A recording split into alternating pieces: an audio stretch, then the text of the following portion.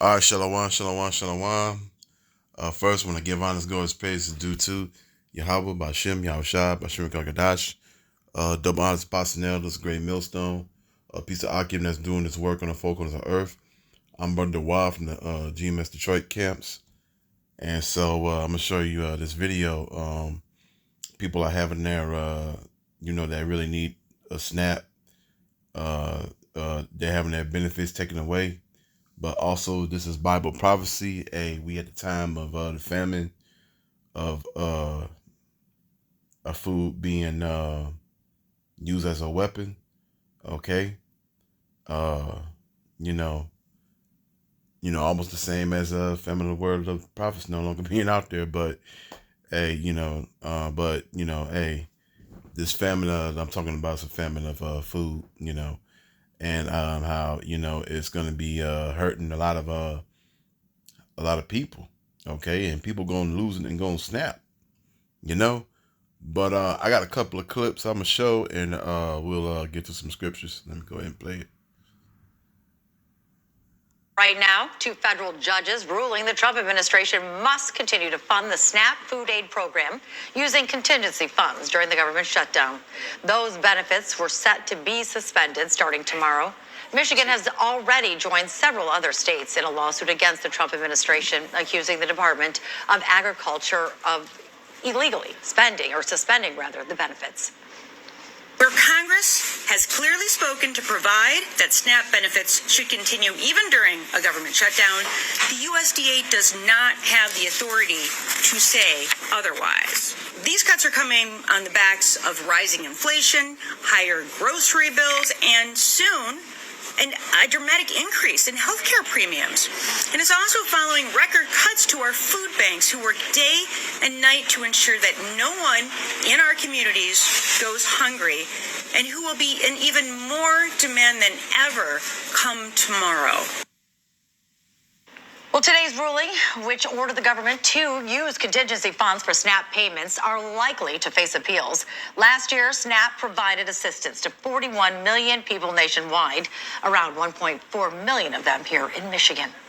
While today's rulings may require the government to use the emergency funds to pay for SNAP food benefits, that may not happen pretty quickly. Yeah, there will likely be a delay for the cards to be loaded, and all of this causing confusion and concerns about the status of the SNAP payments. Fox News' Hillary Gold today is live now in Oak Park with more, and you know that this is going to be very tough for a lot of families.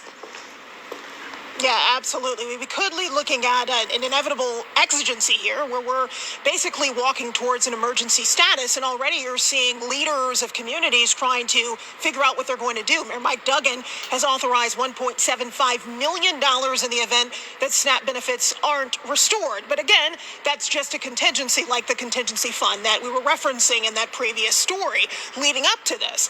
But consider this, where we are. We're inside Forgotten Harvest in Oak Park, and they are operating as though SNAP benefits won't be restored anytime soon. I want you to hear from them and also hear from Capuchin Soup Kitchen about what they're going to do. SNAP benefits should be reinstated. We don't know when. So how are you operating? We are operating as if the SNAP benefits are not being loaded, and we want to make sure there's no gap in our neighbors in need receiving the food that they need to feed their families. So we're encouraged, but we are continuing with our plan to make sure that people are fed. What's going to be the biggest challenge? It's filling the gap, right? We've always been a supplement, just like SNAP. SNAP is a supplement. We're a supplement, so the two together can create security for a family. Well, when you have one that's gone, where are you going to turn to? You're going to turn to the food banks to try to fill that gap. And here's the reality. The next few weeks will certainly be in limbo. From a faith perspective, how does it strike you that there may be families that go hungry? Well, I think it's one of the most basic things in the gospel. Jesus said that when I was hungry, you gave me to eat. When I was thirsty, you gave me to drink. I don't think it gets more simple or really more direct than that. And as any of us who claim to be Christians, we have to be about that. Everyone who's asked us anything about what they could do, we've said the same thing. Open the government. It is the answer. All of this extra work is really not necessary. It is just additional burden for something that should already have been done based on how important this issue is. We don't need extra burdens in this work. The contingency money we're talking about with the USDA would amount to about $5.8 billion, but it's unlikely that would last through all of November. So the discussion is maybe that Section 32 could be drawn on. That's an additional allocation, but all of that will be up to the judges to decide. Okay, now, yeah, let's get to this other clip I got right here. Where is it? I just had it. There we go. This is the ultimate smoked chicken wing for tailgating. Our first ingredient is Bear Mountain's tailgating barbecue. With each day the government is shut down, we're seeing the lines grow at food distributions. We saw these lines just this morning in Detroit. As families wait to see updated totals in their SNAP accounts, the city stepping in to help. Yes, Detroit launching a new map of dozens of sites for food all around the city. 7 News Detroit reporter Christiana Ford is shining a light on Detroiters fighting to feed their families and the work underway to meet the growing need. The line here at this food pantry off Linwood on Detroit's west side goes on for blocks, wrapping through this parking lot, one of many locations across the city seeing longer wait times because of a growing need.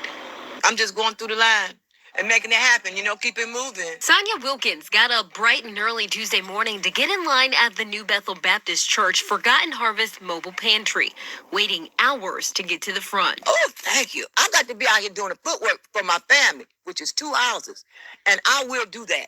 If it takes me I've been up here 3.5 hours, I'll do it again. Her daughter, like 1.4 million Michiganders, relying on SNAP, but this month her benefits will be cut in half because of the ongoing federal government shutdown. They need to get together and end this.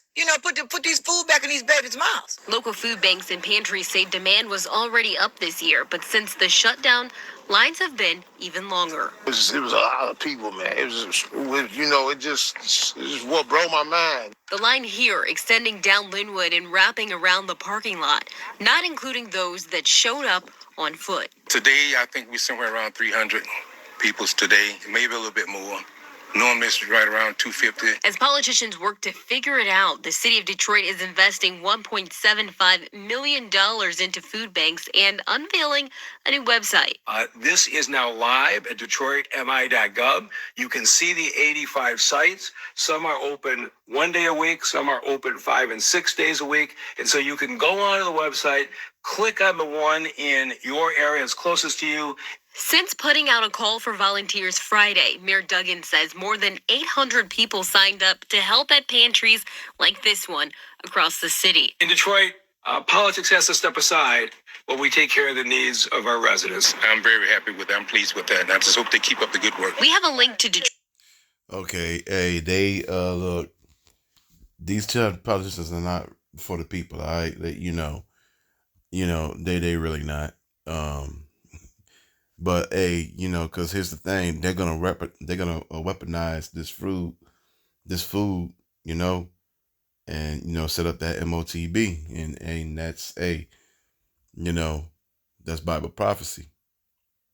So yeah, let me go ahead and get to these scriptures right quick. All right, there we go. 2 Ezra, chapter 15, start at 14. Woe to the world and them that dwell therein.